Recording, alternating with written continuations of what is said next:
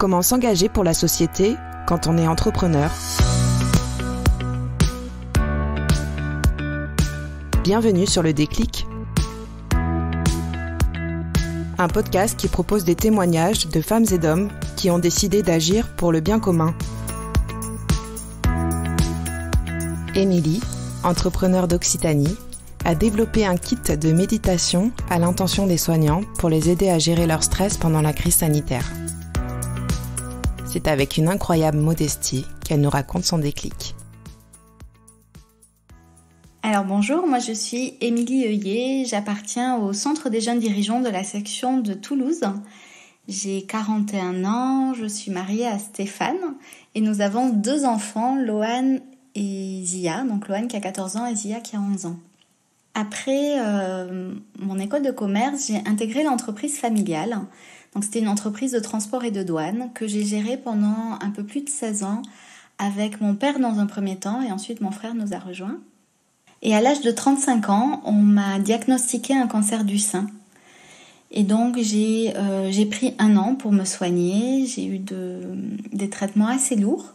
Et c'est à ce moment-là où j'ai découvert la méditation de pleine conscience. Ce qui a absolument tout changé dans ma façon de vivre la maladie.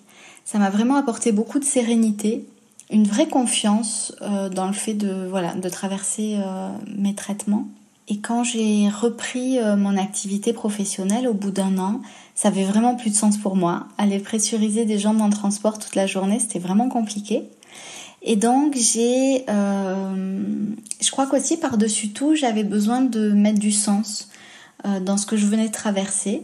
Je crois que j'avais envie aussi de partager ce qui avait changé ma vie finalement, donc la méditation de pleine conscience. Et donc je me suis lancée, alors d'abord à mi-temps. Je faisais le matin, je continuais dans le transport et l'après-midi, j'ai donc développé une application de méditation à destination des patients en oncologie, des soignants et des aidants.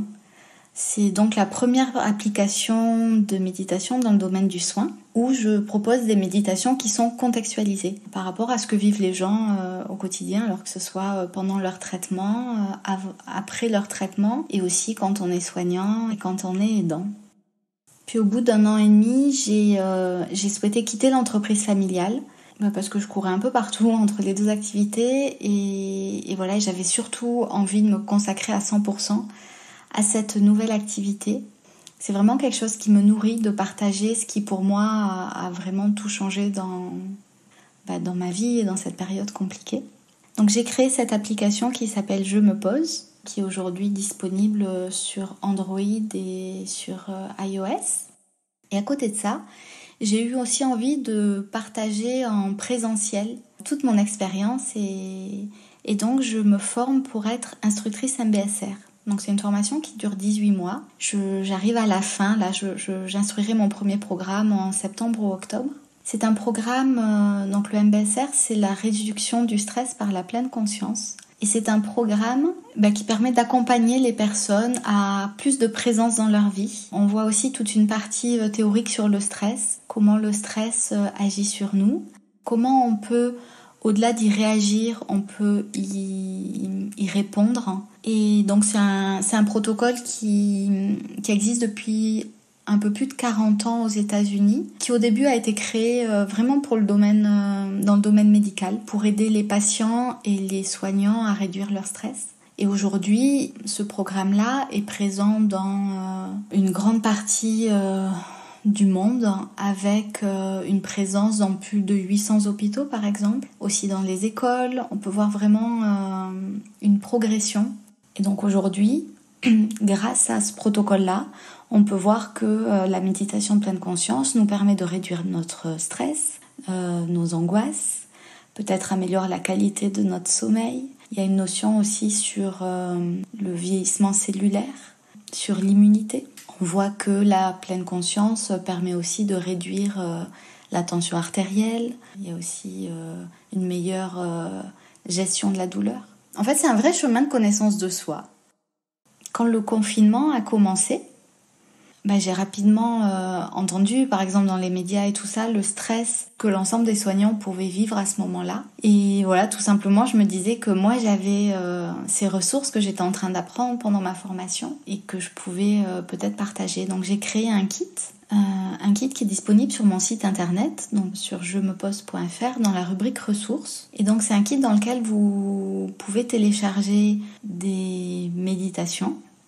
Il y a aussi des relaxations, des exercices de cohérence cardiaque et un peu théorie sur c'est quoi la pleine conscience, c'est quoi le stress et comment on fait avec tout ça. Et donc ce kit-là, j'ai souhaité l'offrir à l'ensemble des soignants. Donc on l'a partagé sur les réseaux sociaux. Alors je dis on parce qu'à l'époque mon mari était en chômage technique et donc il m'a beaucoup aidé à contacter des infirmières, même des comptes de services entiers à l'hôpital ou en clinique. On a eu de nombreux retours tellement gentils de personnes qui vraiment y ont trouvé un intérêt, ont vraiment senti que ça leur faisait du bien de s'accorder ces temps de pause pour vraiment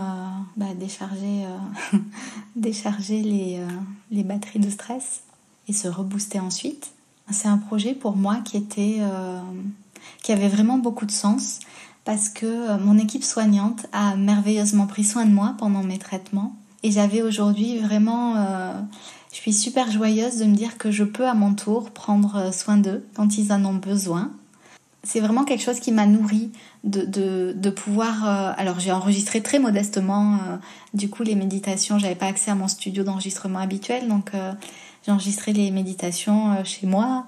Et voilà, j'ai passé plusieurs jours à travailler sur un document. Et je crois que ça m'a vraiment nourrie de me dire que je pouvais contribuer à ma façon à peut-être adoucir leur quotidien. Quand j'ai lancé ce kit-là, j'avais pas forcément d'objectif. C'est plus mon cœur qui m'a guidée sur ce coup-là. Et puis ça s'est partagé sur les réseaux sociaux. Alors je peux pas, aujourd'hui, j'ai pas les outils techniques pour savoir combien de personnes ont pu en bénéficier. En tout cas, j'ai eu de très nombreux retours d'infirmiers ou d'aides-soignants qui ont vraiment apprécié mon geste et qui ont diffusé dans leur service et tout ça. Donc je sais pas très bien combien de personnes ont été touchées. En tout cas, moi j'ai fait avec mon cœur et j'espère qu'il y a de nombreuses personnes qui ont pu en bénéficier.